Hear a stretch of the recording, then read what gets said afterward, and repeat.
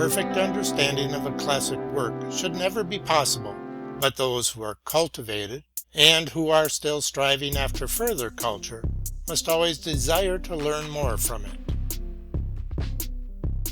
If an author is to be able to write well upon a theme, he must no longer feel interest in it. The thought which is to be soberly expressed must already be entirely past and must no longer personally concern the writer.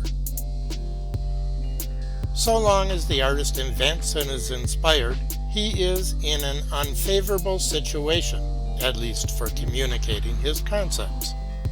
He will then wish to say everything, a false tendency of young geniuses, or an instinctively correct prejudice of old bunglers.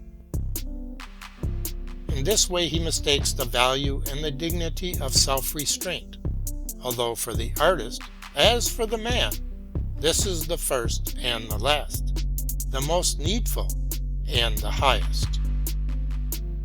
We should never appeal to the spirit of antiquity as an authority. There is this peculiarity about spirits: they cannot be grasped with the hands and be held up before others. Spirits reveal themselves only to spirits. Here, too, the briefest and most concise course would doubtless be to prove, through good works, our possession of the faith which alone gives salvation. He who desires something infinite knows not what he desires, but the converse of this proposition is not true. In the ordinary kind of fair or even good translation, it is precisely the best part of a work that is lost. It is impossible to offend a man if he will not be offended. Every honest author writes for no one or for all men. He who writes that this one or that one may read him deserves not to be read at all. In the poetry of the ancients, we see the perfection of the letter. In that of the moderns, we divine the growth of the spirit.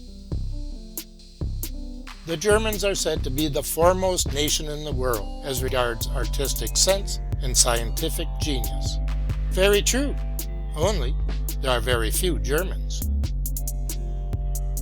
Almost all marriages are only concubinages, morganatic wedlock, or rather, provisional attempts and remote approximations to a real marriage, the peculiar essence of which consists in the fact that more than one person are to become but one, not in accordance with the paradoxes of this system or that, but in harmony with all spiritual and temporal laws.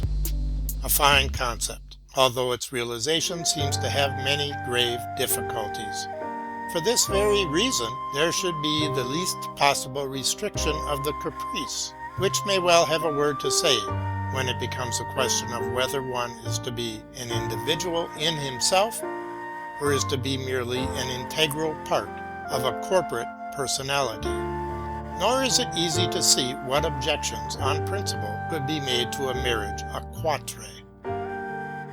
If the state, with a capital S, however, is determined to hold together, even by force, the unsuccessful attempts at marriage, it thereby impedes the very possibility of marriage, which might be furthered by new and perhaps happier attempts.